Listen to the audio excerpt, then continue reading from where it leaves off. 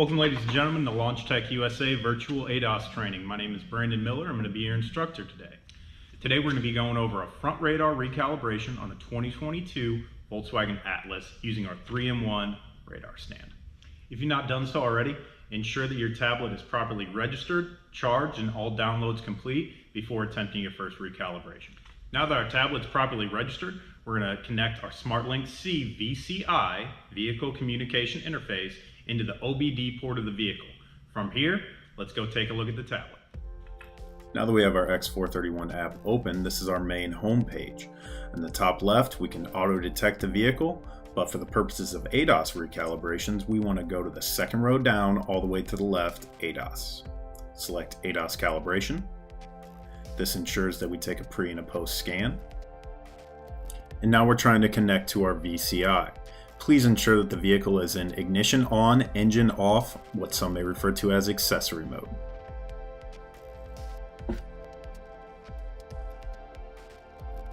Now that we're connected, we need to actually pop the hood. This is specific to Audi and VWs. This is an internal firewall to know that someone is actively working on this vehicle. And we see here, pulls up our VIN, our manufacturer, make sure that all this information is correct, and select Start. Now that we're communicating with the vehicle, this brings us to our ADAS homepage. First step, bottom left, we need to start a health report. This shows exactly how the vehicle came to us before we performed any actions. Top right corner, we can see that we are at 12.25 volts. We want to ensure that that stays as close to 12 as possible. Now that our tablet's running its pre-repair report, let's go ahead and get some tools together that are going to help us complete this calibration. First step we're going to need is our plumb bob. Very simple, very easy. We're now going to need what's known as the 5-line laser to turn it on. Black knob on the side, rotate it forward. We're going to align that 5-line laser with this small reflector board on the rear of the vehicle. To see underneath the vehicle without laying on the ground, we have our angled mirror. And then finally, we are going to need our 5-meter metric tape measure. Now that our scan is complete, we can see a lot of our modules have come up red, indicating that there's a code on these modules. We have to report this issue before attempting to clear or doing any additional investigation. We'll select Report. It is a pre-repair report at the top. This is important. We're going to select OK. And here's where we put our shop and our customer information. We have to ensure on the right-hand side we put in a repair order number and the customer's name.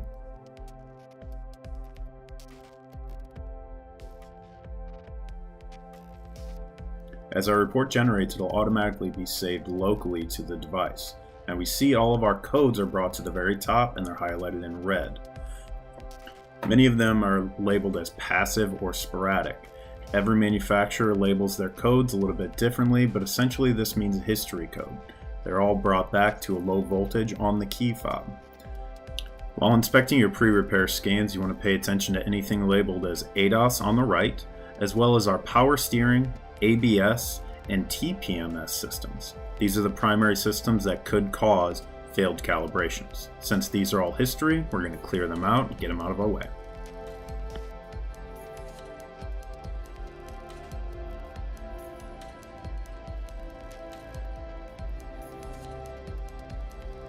Now that our codes are cleared, on the left-hand side, we're going to go to ADAS calibration function. This is where you'll see any and all ADAS calibrations that are available on the vehicle. We're going to select ACC, top left, and distance regulation. This is the name of the radar unit itself. Every manufacturer will be a little bit different. We're going to select the top option, calibration. Software now wants us to ensure that the ignition switch is on and the engine is not running.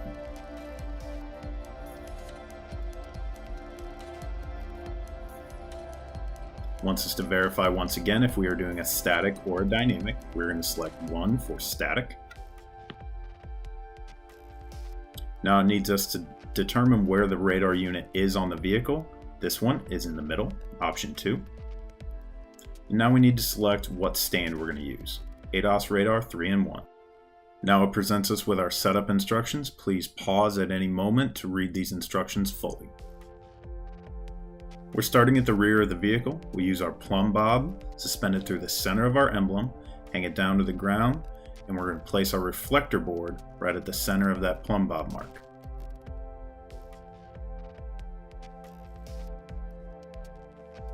We now move to the front.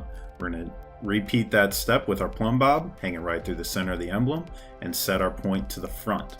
This is what's known as establishing a center line. Now that we have these 2 points, we're going to put our 5-line laser on top of the mark in the front, and back to our tablet.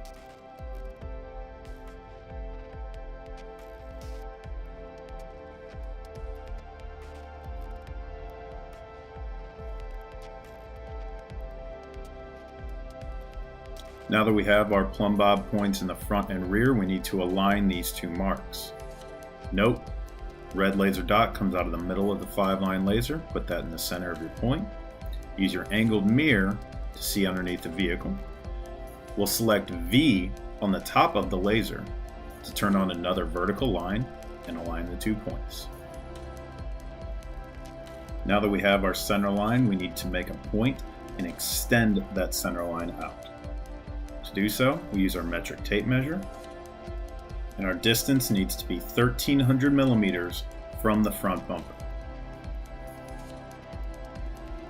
On the metric tape measures in your kit, it will show 1,300 as 130 centimeters, 130.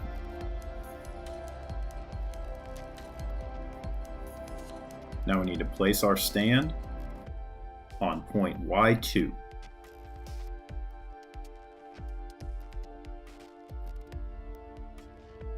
This will be the second notch opening.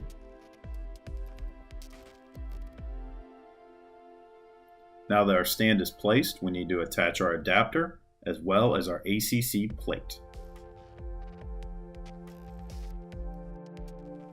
Our final step here will be to level the plate.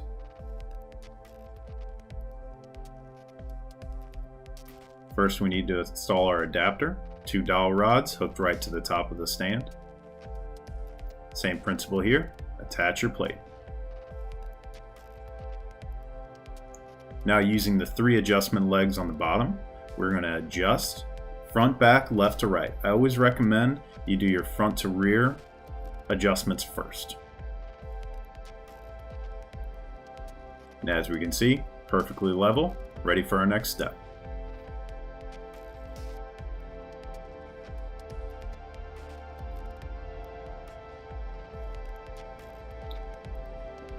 First, we need to turn on our laser. Left-hand side, hit the switch to on.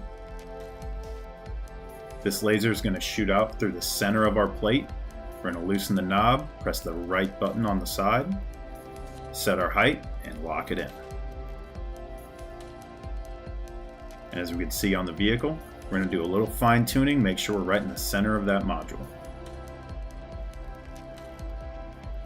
We select calibrate.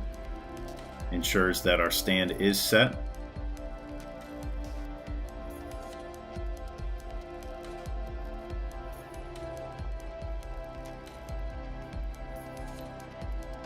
And calibration successful.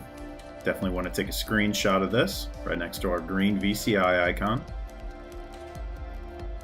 End of test. We'll hit OK, and we're going to save it to our ADAS report. As we scroll down, we're going to select the blue plus icon and choose a photo. Our latest picture is always going to be in the top left corner. Hit OK. And now our ADAS report will automatically be generated.